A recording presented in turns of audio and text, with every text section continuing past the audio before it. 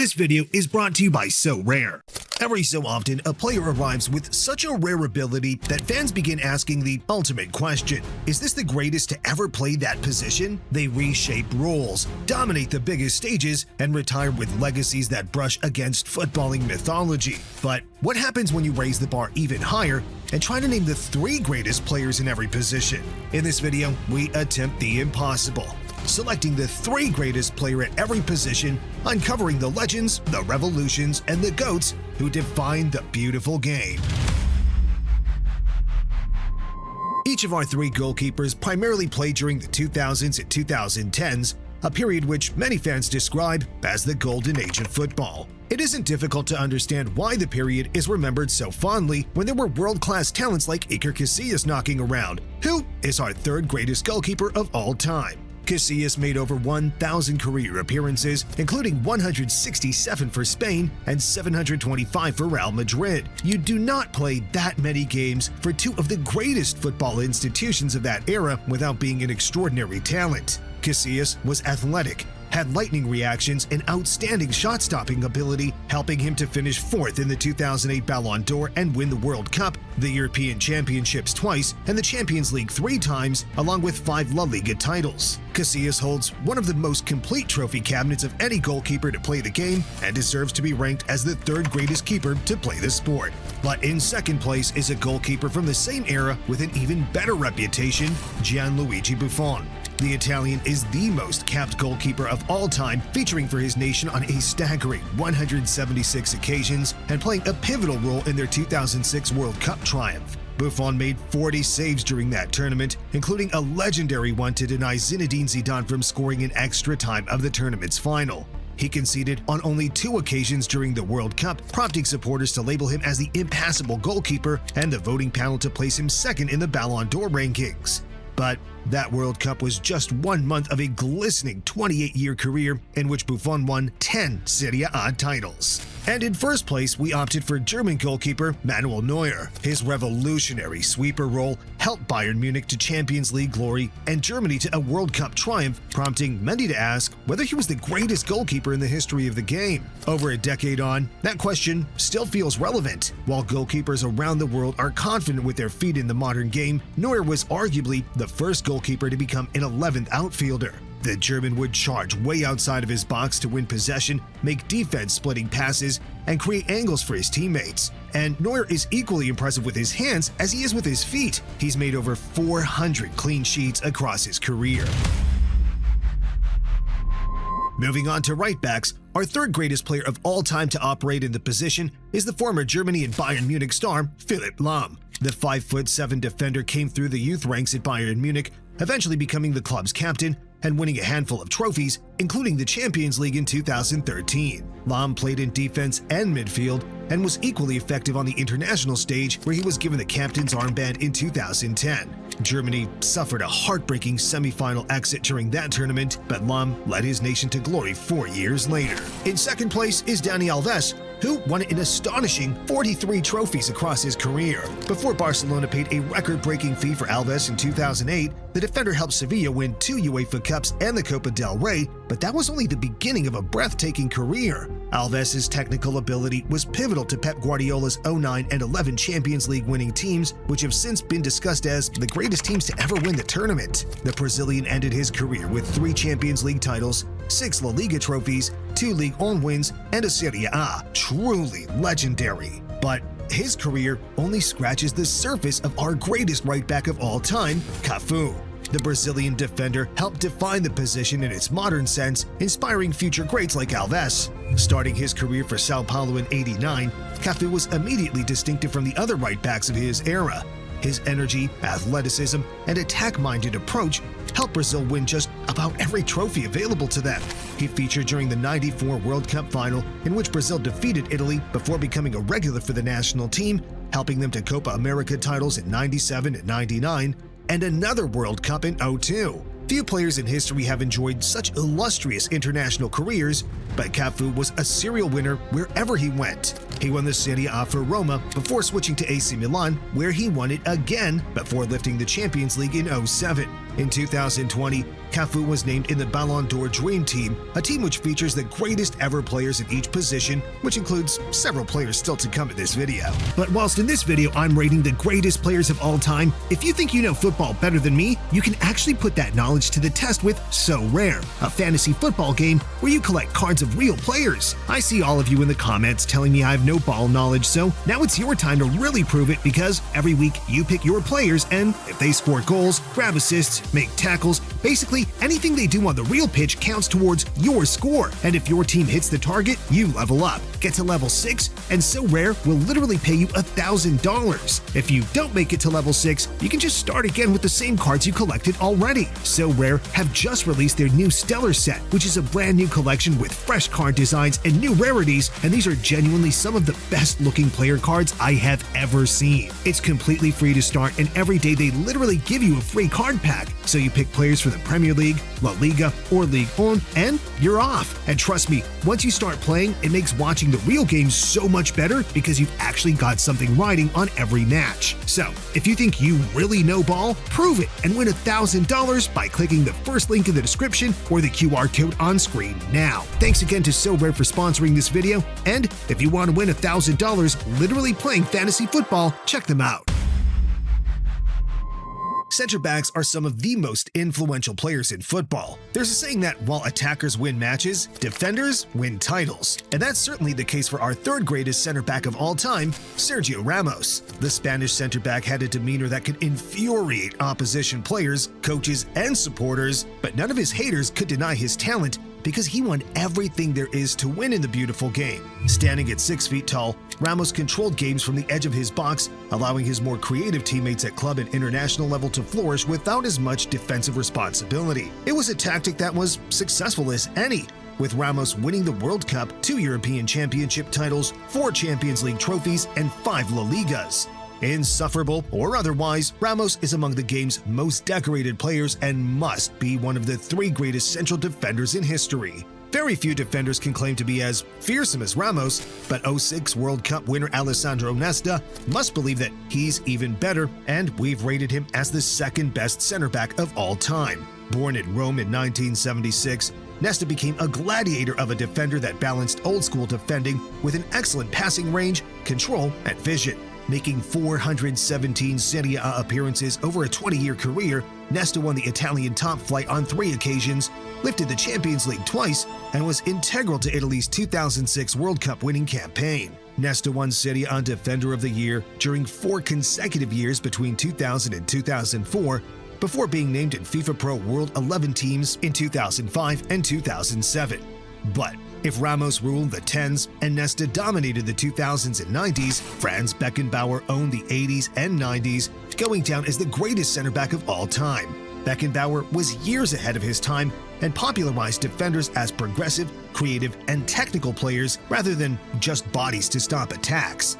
At the time, it was almost unthinkable that Beckenbauer was so good on the ball that he could also operate in midfield, but he'd spend most of his career in a sweeper role. His elegance in possession helped Bayern Munich win 3 consecutive European Cup trophies, becoming the most pivotal player of a truly unstoppable team. In the middle of that period, Beckenbauer showed that not only could he play the beautiful game, but he could stop it too. During Germany's 1974 World Cup triumph, the defender man-marked Johan Cruyff so effectively that it nullified their iconic total football style. In 2024, those attributes made the international sports press rank him as the 3rd greatest player of all time, only behind Diego Maradona and Pelé. But center backs are nothing without fullbacks to protect them and provide an attacking outlet from defense. Our 3rd greatest left back of all time is former Real Madrid and Brazil star Marcelo, who entertained from defense for a decade, winning an obscene number of major trophies. Marcelo was not an ordinary left back, even for a Brazilian. His trickery and effortlessness made it feel like Ronaldinho had been reincarnated as a left back. Whether it was crazy dribbles, intricate touches, or attacking finesse, Marcelo played like an extra attacker in defense. But the Brazilian wasn't just flashy. He was an integral part of one of the most successful teams of the modern era. His defensive know-how helped Madrid to 5 Champions League titles and 6 La Liga titles. Much of Marcelo's game was inspired by an even better Brazilian left-back who played in the generation before him, Roberto Carlos. The Brazilian began his playing career in 1991, a period in which the world's best fullbacks were primarily defensive players. But Carlos almost immediately reinvented the role, paving the way for today's fullbacks. He could strike the ball like the best midfielders of the era, he had skills comparable to the game's greatest wingers, and had the pace of an explosive forward.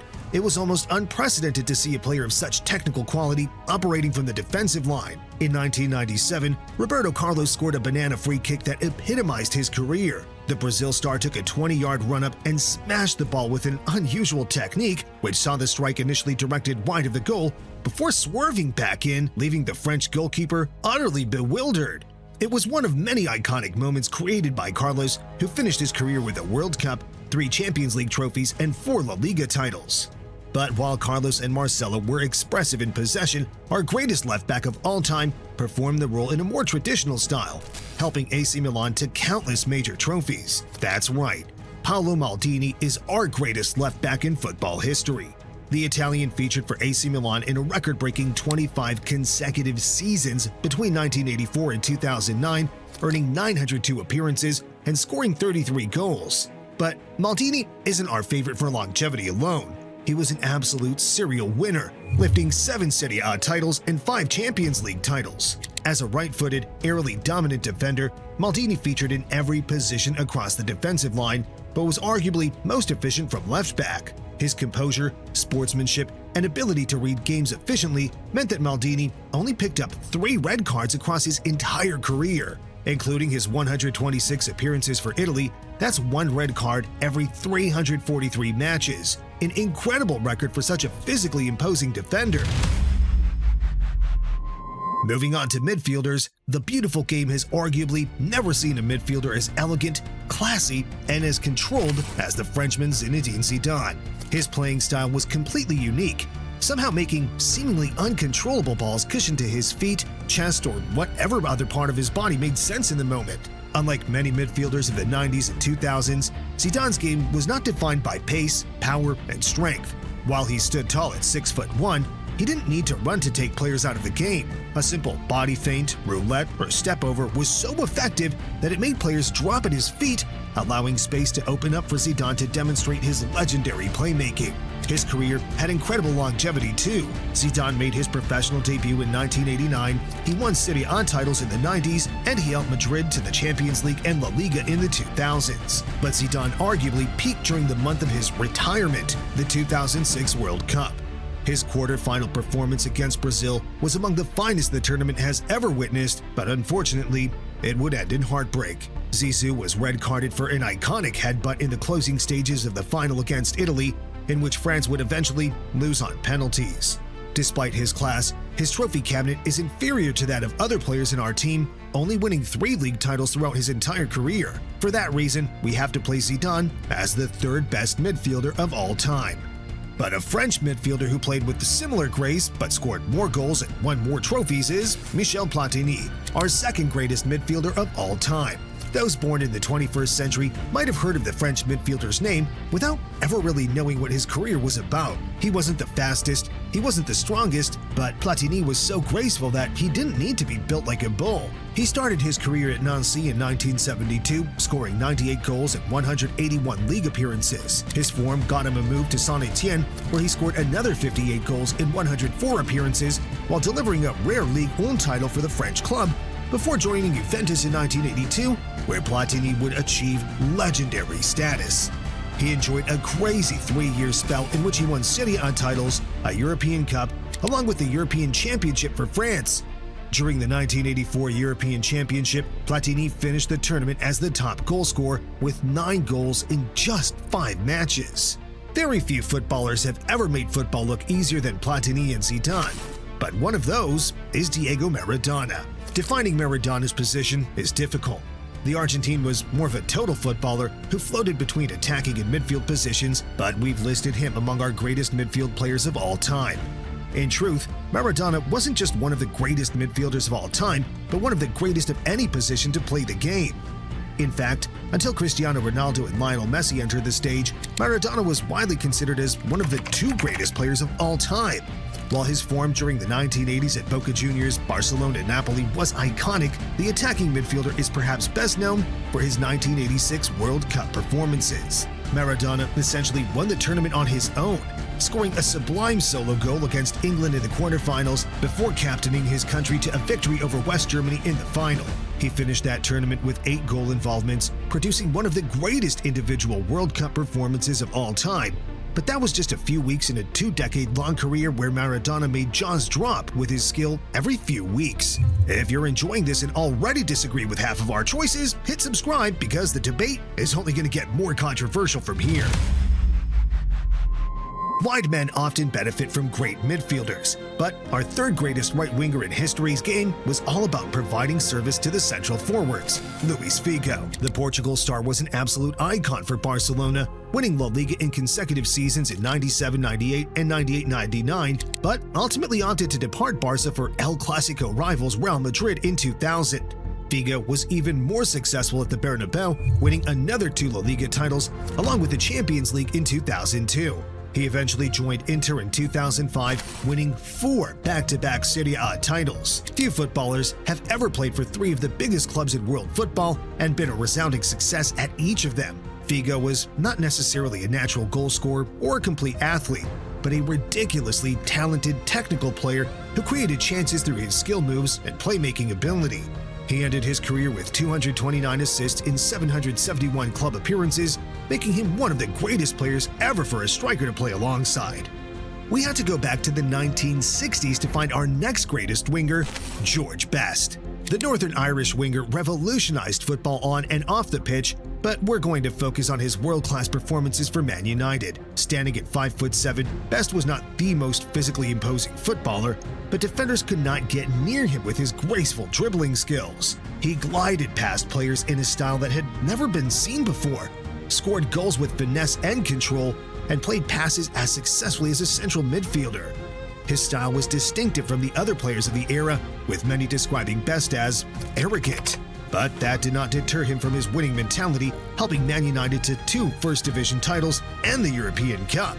But his trophy cabinet and legacy is laughable in comparison to the greatest right winger and almost certainly the greatest player of any position in football history, Lionel Messi. The Argentine has the greatest dribbling, the greatest passing, and the greatest shooting of any player to ever play the game. Messi operated in numerous attacking positions throughout his illustrious career and produced his iconic 91-goal calendar year in 2012 largely from false 9. But before Messi became the greatest footballer of all time, he was a skinny right winger in La Masia Academy. He had golden potential from the moment he stepped onto the Camp Nou pitch, scoring a goal assisted by Ronaldinho to open his Barca account. That was the first of the 896 goals Leo has scored during his career, which has seen him win an astonishing 8 Ballon d'Or titles, 4 Champions League trophies, a World Cup, and 10 La Ligas.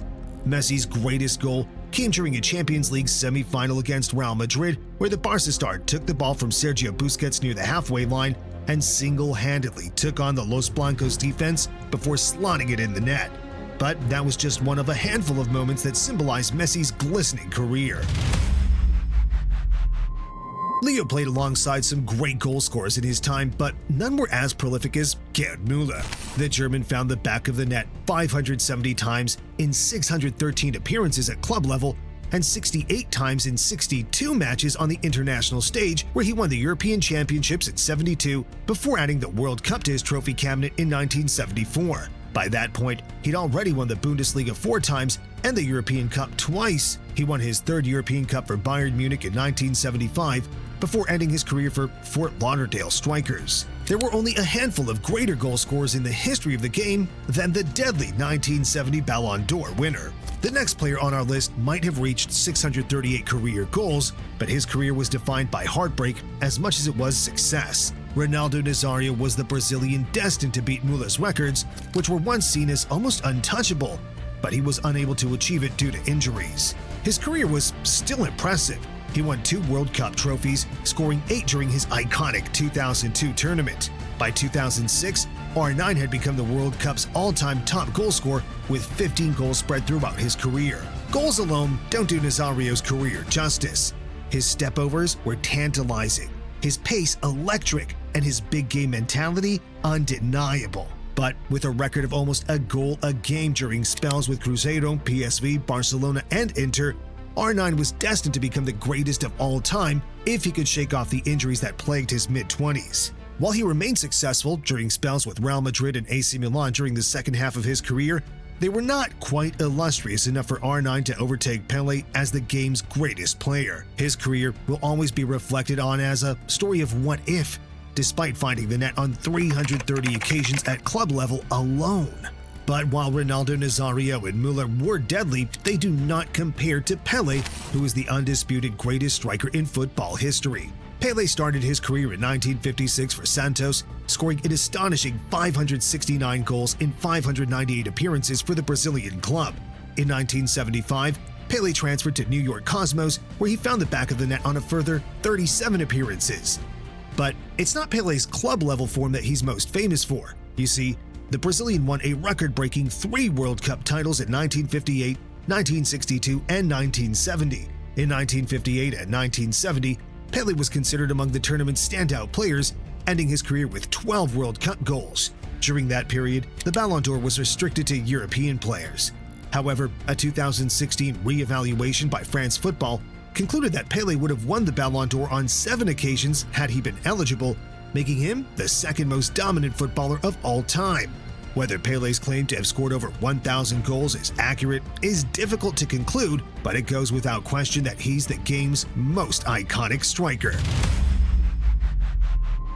Moving on to left wingers, our third greatest of all time was also uber successful during the 50s and 60s because Francisco Gento is arguably the most successful player in club-level history, featuring for Real Madrid between 1953 and 1971. During that period, Gento won the European Cup 6 times and La Liga 12 times, with the winger scoring 127 goals in 427 appearances. No player in football history has won more European Cup or La Liga titles than Gento, intertwining the left winger with the game's history books. Gento was the ultimate team player, often allowing forwards Di Stefano and Puskas to leap up the praise and score the goals, while the team utterly dominated European football. If Gento's game was defined by relentlessness, resilience, and robustness, Ronaldinho was the anti-Gento. We're not saying that Ronaldinho didn't work hard or help his teammates, but his approach to football drastically contrasted with Gento's. He played football with a smile on his face. He danced, juggled, and showboated with the ball, seemingly as focused on entertainment as he was on results.